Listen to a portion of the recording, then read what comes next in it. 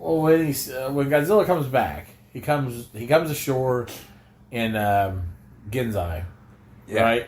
Because that's where the girl is. She's going to work, or she's coming home. Yeah, because like he comes home, sees that like she's not home. It's like, oh, where is she? It's like, well, she picked up a job over here, and then the Godzilla alarm goes off, and which I thought this was actually kind of cool, especially when the moment we get the train scene. Yeah, which she's on the train the whole time, and immediately Godzilla once he's like, and it shows the hype because I want to say like, especially once he gets radiated, I want to say he's 150 feet. Well, when he's doing that attack, they were talking about the theater that he destroyed. Yeah. Okay, so the theater that they destroyed... He was a little taller than the theater. He was, and they were standing on the building across the way.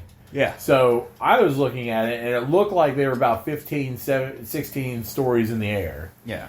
Was from the perspective of the building across from them. So I would say you're right. He probably was about 150 feet high then. Yeah. So, basically this was the height of the original Godzilla. So about, 150. And did you notice when he came ashore, his arms stayed right to his side? Yeah. He didn't have them out lumbering. They were, tucked in, right up against his sides. Kinda. Which, you gotta think, he's a sea creature. Yeah.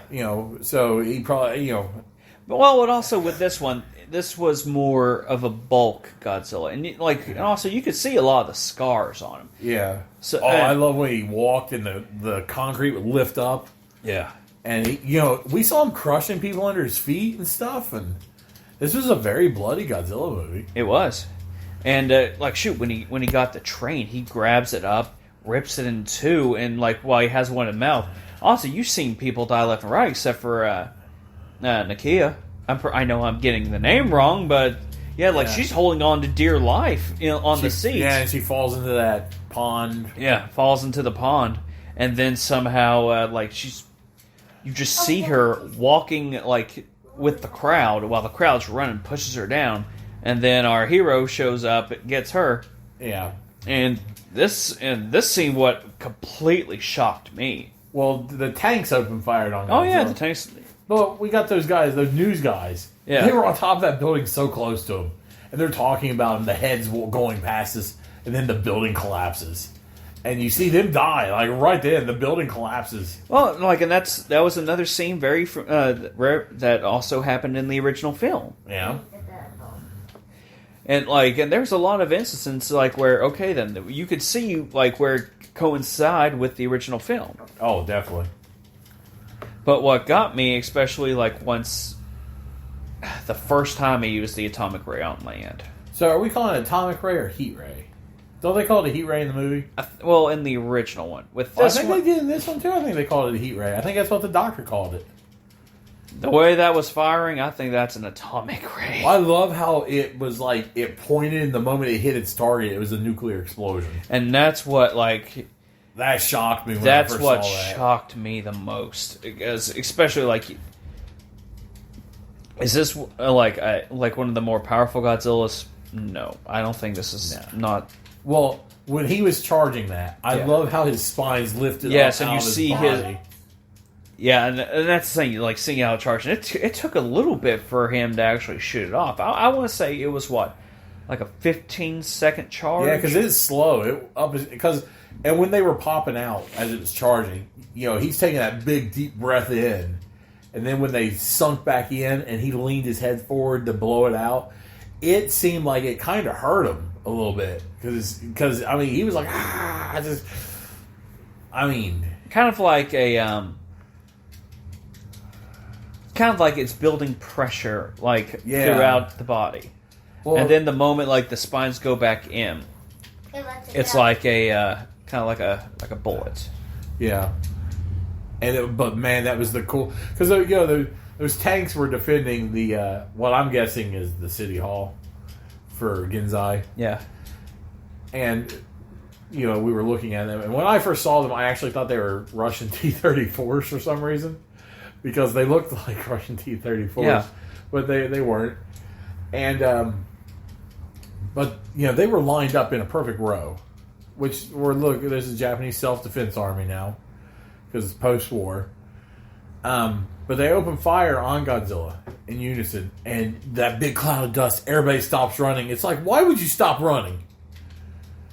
Okay, the creature didn't fall over, but yet everyone stops and just stares up into the cloud like, did they get him? Well, you're standing right there. You'll And eventually find out. there's no debris falling from him. Yeah. I don't think you got him. I wouldn't have stopped running.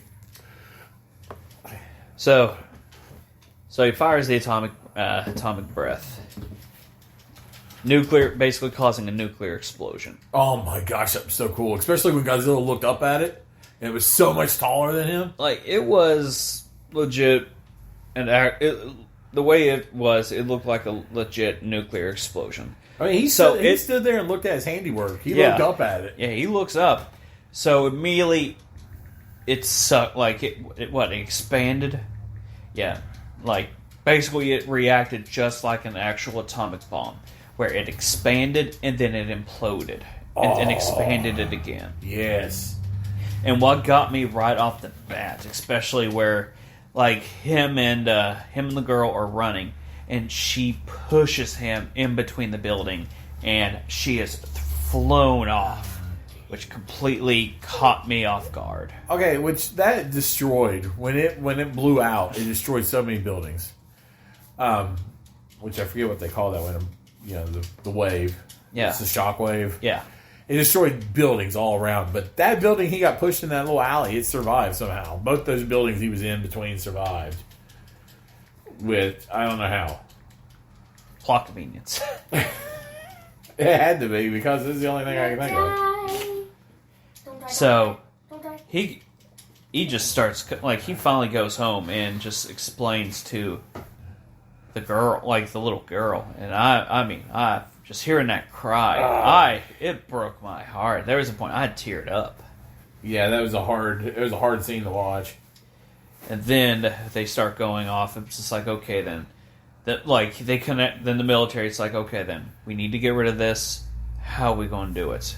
So apparently they go to the doctor, who shows up. Like, they had the girl's... I forgot. They had the girl's funeral. Yeah. And he loses it. I mean, he has a complete breakdown.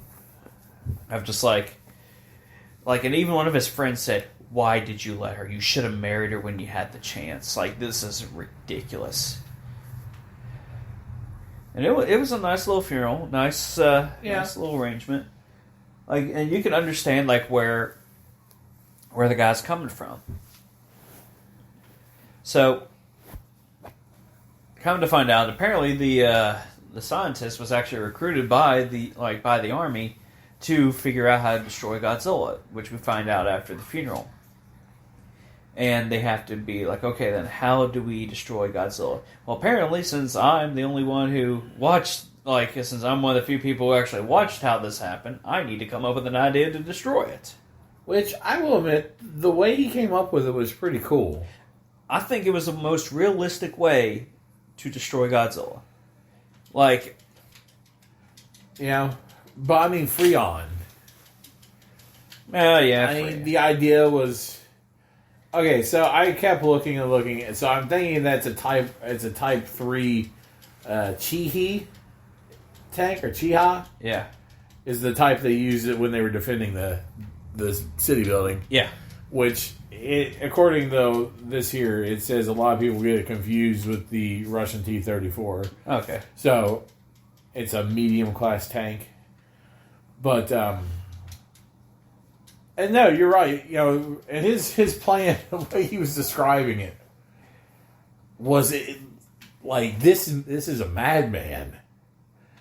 It's like he came up with it like that, you know. Well, of course, we don't really know how much time passed between Godzilla's attack, because he said Godzilla will be back in 10 days. I'm going to say, like, the whole thing of events. So, between Godzilla's return and between actual thing, I want to say it's been at least a year. Because you see the girl go from a baby into a toddler. So, I want to say it's been about, 5 years? At least 3 to 5 years. Yeah, but I'm thinking when Godzilla destroyed Genzai. Yeah, when he comes back. I want to say it was probably within a matter of, a year. Well, maybe not, because the little girl didn't grow up that much. I want to say it may have been a month. Maybe month? less than a month. Ollie, I need healing. That would make sense. I want to say within less of a month after like he first shows up. Like I want to say maybe even with like maybe half a month. Because the main thing he was doing was heading to Tokyo during the second attack. But the plan was they were going to take him to the bottom of the deepest part of Tokyo Bay. Yeah, and they were going to use 1,500 feet. Yeah. I think is what they said it was, or Yeah. more than 1,500 feet. Yeah, they were going to use bubbles to sink him From Freon gas. from Freon gas, which will cause him to sink. Yes. And Because then it'll cause like you said, an air bubble around him that will... cause him to sink to the floor, and the pressure of him sinking that fast will crush him. Right. And they're like, what if it doesn't work? Well, I have a backup plan for that. We'll what was the name of the company that they used? Because they named it a real company. I can't remember the name of it. I can't either. But then they decide to throw him. Like I said, okay then, if this fails, then we shall use these balloons to rise him to the surface to the point to where it will cause him to get not seasickness, but Decompression. yeah, decompression, which will kill about anything. They'll compress them and then they'll decompress them really quick. Yeah, which will kill about anything. Yeah, and they were talking about because they blow up what I want to call is like a stunt pad. Yeah. Like you jump off and land in from a building. It was made out of rubber, and a thing I forget the company, but they were talking about how they could have it ready. Yeah. In just a few days. And how they had to then his volunteers. And that was another thing. So they had no military help in this. No, which, that was where I was talking earlier. Yeah, they wanted to avoid the Cold War stuff the Americans Yeah, did. because the Americans can't be a part of it, the Russians can't be a part of it. They couldn't even, where we don't even have Japanese didn't even have an army. They basically, had a set, self-defense force. Yeah, well, they just had, a bunch of these old soldiers, old soldiers, just it's up to us to finally do it. And he's just and what was he, a general or what? I think he was an admiral. Yeah, well, whatever he something. was, it was just look, I can't ask, and this is where it got really dark and heavy. It's just I can't ask you guys to do this. This is up to you all, but there's a chance we may not come back. And then they're just then there's a little bit of commentary of they're talking about how the odds are better than fighting in the war. It's yeah, that's the main reason why that everybody chimes in to help is because of it's if we die we're gonna die anyway, but at least we're not dying in a war.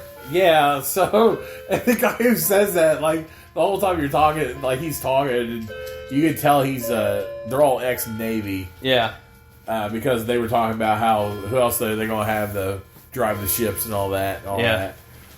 Which they get 4 destroyers that were supposed to be turned over to the UN. And they said the Americans gave them 4 destroyers they were supposed to turn over.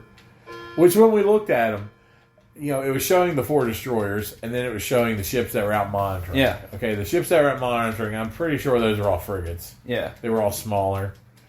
And we didn't have no heavy or light cruisers in it. But the destroyers, we were looking at all of them where they were lined up nice.